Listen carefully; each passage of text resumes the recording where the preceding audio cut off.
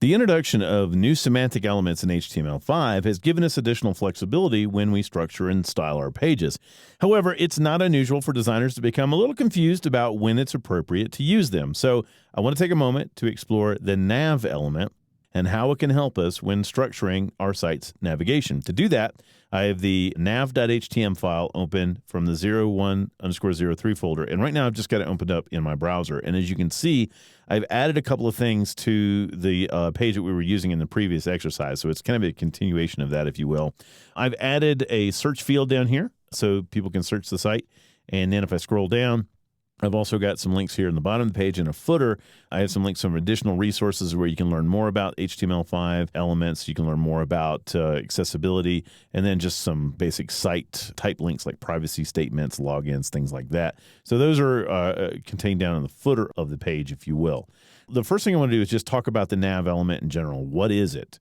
And to do that, I'm going to switch over to a page on the W3C's wiki site about using an HTML5 nav element. This gives a pretty nice description of what it is and shows you a couple of examples of how to use it. The first thing I want to show you is down in this example, the nav element is just that, NAV. Usually surrounds menus or groupings of links. As it says right here, the nav element allows the author to mark up major navigation blocks. Now keep that in mind because we're going to talk about that more in just a minute. Major navigation blocks in the HTML5 page. Now, what does that actually do for you? In the description up here, it talks about how it's also helpful to users of assistive technology in that it allows you to either jump directly to an area of navigation or to skip it. So it essentially identifies this as saying, yes, this is part of the navigation of the site. You can choose to jump right to it and go into it, or you can skip over it and go right to the content. So it's very helpful in that sense. As a matter of fact, later on down the page, it talks about how this is meant to be used in conjunction currently with the ARIA's role of navigation, whereas later on is more support for the nav element comes online for assistive technologies. We may not even need to continue to use the role of navigation, but right now, we kind of use them in tandem. So that brings the biggest question, which is, okay, does every grouping of links need now to have a nav element around it? Well, number one, remember, this is only for HTML5 pages. So if you're not authoring HTML5, you don't need to worry about the nav element. The second is, no, if you're going to be using the nav element, it doesn't go around every single block of links. And let me show you exactly where in the specification it kind of talks about that a little bit. So I've jumped over to the HTML5 specification right now.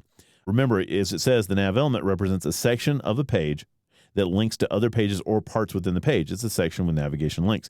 But the note right below it is very informative. It says, not all groups of links on the page need to be in a nav element.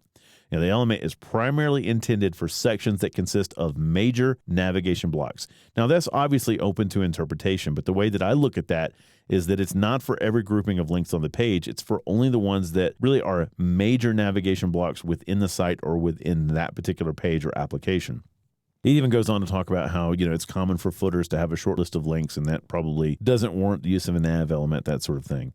So what I want to do is I want to switch over to this page in a code editor. Here I've got it open up in Dreamweaver, and we're going to go through and take a look at the different sections of navigation within the page and then talk about whether they really merit the use of a nav element or not. If I go down this unordered list here that has our site's navigation in it, it's pretty obvious that warrants a nav element. It's a main block of navigation on the page. It's the main navigation for the entire site. So I'm going to go ahead and wrap that in a nav element. Now, the other thing that this allows us to do is repurpose some of the stuff we've got going on here. I have an ID of main nav, and I have the role of navigation applied to that. I'm going to cut both of those from the unordered list, and I'm just going to go ahead and paste both of those attributes into the nav element. By placing the nav element around an unordered list, it now becomes the parent element of that navigation group. And so any IDs, things like that you're going to apply to it should probably apply to that element. Now, I've actually seen search forms kind of go either way. I've seen some designers wrap them in a nav element and other designers not. They are becoming an increasingly more important part of site navigation, especially in the mobile space where users will often want to search for content rather than go through a complicated menu structure. But as of right now, for most individual search fields, I won't wrap them in a nav element, although you certainly do have that option. Again, this is one of those personal preferences. Now, if I scroll down towards the bottom of the page, I've got two sections down here that I want to talk about. I have an aside, which is pretty much the same as a sidebar, if you will, and then I have a footer.